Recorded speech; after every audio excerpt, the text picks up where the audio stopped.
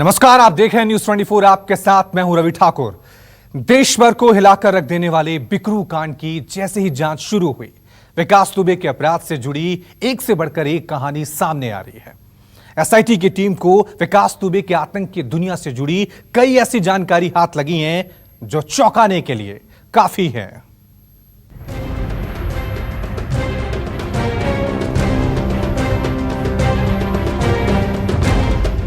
Gangster विकास दुबे तो UP STF के साथ एनकाउंटर में मारा गया, लेकिन उसकी कहानी के किरदार और इस पूरे मामले में कितने खलनायक हैं, इन सारी बातों की जांच अब धीरे धीरे तेज हो रही है। खाकी, खादी और माफियाओं के गठजोड़ की कहानी है विकास दुबे। इस कहानी के कई किरदार हैं, लेकिन इसमें नायक कम खलनायक ज्यादा हैं। अब एसआईटी इस कहानी के एक एक किरदार का पर्दाफाश करेगी और ये जानेगी कि आखिर बिकरू कांड के कौन कौन से गुनहगार हैं। विकास दुबे 20 सालों में कैसे विकास दुबे बन गया, कैसे बिकरू कांड हो गया, 20 साल के सारे गुनाहों का और उसके साथियों का कैसे पर्दाफाश करेगी एसआईटी, ये आज हम आपको बताएंगे। दरअसल एसआईटी की जांच कराने का मकसद यही है कि सरकार जानना चाहती है कि विकास दुबे, जो किसी जमाने में एक मामूली बदमाश हुआ करता था, वो देखते ही देखते इतना बड़ा गैंगस्टर कैसे बन गया। बिकरू गांव से निकलकर वो बैंकॉक तक कैसे पहुंचा, इतनी संपत्ति कैसे बना ली और इन सब के पीछे कौन कौन है। एसआईटी इस बात की भी जांच करेगी कि विकास दुबे और उसके गिरोह के दूसरे साथियों के खिलाफ पुलिस ने गैंगस्टर, गुंडा एक्ट या एनएसए जैसे अधिनियम में क्या कार्रवाई की, अगर नहीं की तो क्यों नहीं की, और आखिर थाना स्तर से लेकर के एसएसपी स्तर तक किस किस जगह पर किस तरीके की लापरवाही बरती गई, ये भी जांच का एक अहम बिंदु होगा। और एसआईटी इसके जरिए पड़ताल करेगी कि आखिर विकास दुबे का पुलिस और अधिकारियों के साथ कनेक्शन क्या था। एसआईटी जानना समझना चाहती है कि आखिरकार विकास दुबे ने कानपुर पुलिस और यहाँ के स्थानीय नेताओं को क्या घुट्टी पिला रखी थी कि तमाम शिकायतों के बाद भी उसके खिलाफ कोई कार्रवाई नहीं हो रही थी। विकास दुबे के खिलाफ एक दो नहीं पूरे 60 मामले थे। हर मामले में वो जमानत करा करके बाहर आ जाता था। वरिष्ठ आईएएस अधिकारी संजय भुजरेड्डी की अध्यक्षता में गठित एसआईटी अब इस बात की भी जांच करेगी कि आखिर उसकी जमानत निरस्त करवाने के लिए पुलिस ने क्या कार्रवाई की। जांच में इस बात को जानने की भी कोशिश होगी कि आखिर वो कौन सा दबाव था जो 60 मुकदमे होने के बाद भी पुलिस ने तमाम मामलों में उसकी जमानत खारिज करवाने का कभी कोई प्रयास नहीं किया।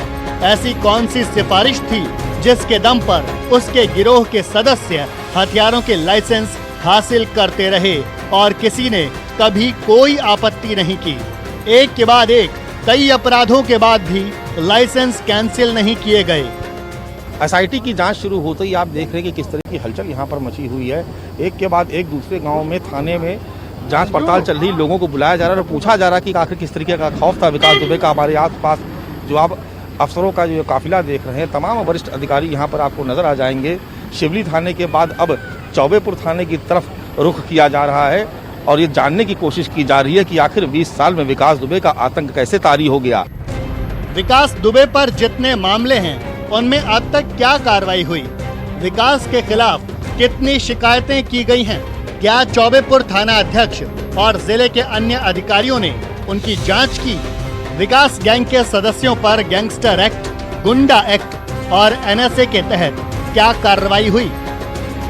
इतना ही नहीं, इस पूरे मामले में एसआईटी की टीम विकास गैंग के बाकी बदमाशों को लेकर जानकारी जुटाने की कोशिश करेगी, जैसे कि विकास और उसके साथियों के पिछले 1 साल में कॉल डिटेल रिपोर्ट्स की जांच होगी।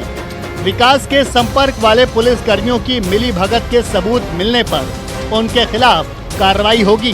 घटना के दिन पुलिस को आरोपियों के पास हथियारों की जानकारी कैसे नहीं मिली, घटना वाले दिन इतनी बड़ी लापरवाही कैसे हुई, अपराधी होने के बावजूद विकास और उसके साथियों को हथियारों के लाइसेंस किसने और कैसे दिए। 2 जुलाई की रात जब 8 पुलिस वालों की हत्या हुई, उसके बाद भी पुलिस क्यों सोती रही, इंटेलिजेंस सिस्टम कैसे फेल हो गया। सवाल कई हैं, और इन सवालों के जवाब तलाशने के लिए एसआईटी की टीम चौबेपुर से शिवली और बिकरू गांव तक एक के बाद एक सबूत तलाश रही है।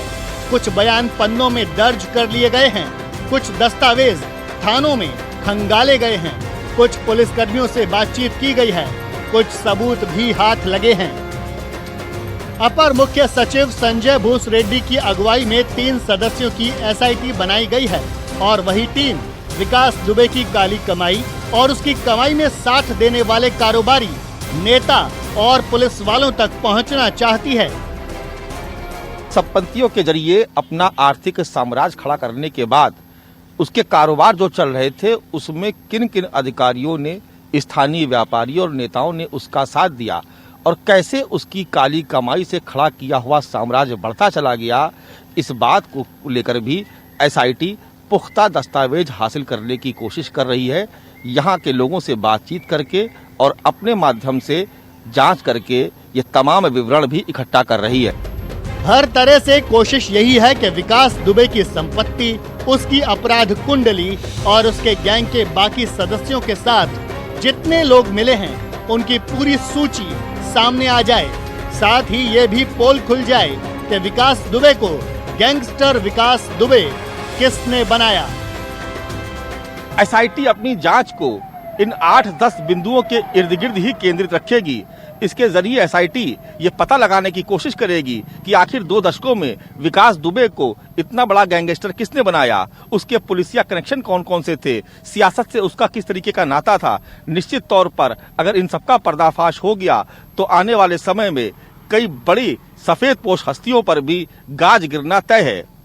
कैमरा पर्सन सचिन कुमार सैनी के साथ मानस श्रीवास्तव, कानपुर, न्यूज़ 24। एसआईटी की टीम विकास दुबे के मामले में जांच के लिए बिकरू गांव से लेकर शिवली और चौबेपुर थाने तक छानबीन कर रही है। कोशिश है कि विकास दुबे के आतंक के सामने आखिर कोई मुंह खोलने को तैयार क्यों नहीं था।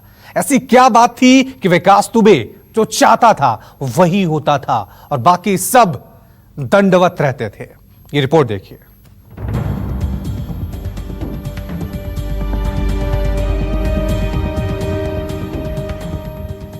बिकरू गांव के लोगों ने अब तक विकास दुबे का अपराध ही देखा है कि कैसे विकास ने लोगों को सताया, परेशान किया और जो मन किया उसे अपने हिसाब से किया। लेकिन अब बिकरू गांव के लोग शायद पहली बार अधिकारियों की इतनी लंबी फौज देख रहे हैं।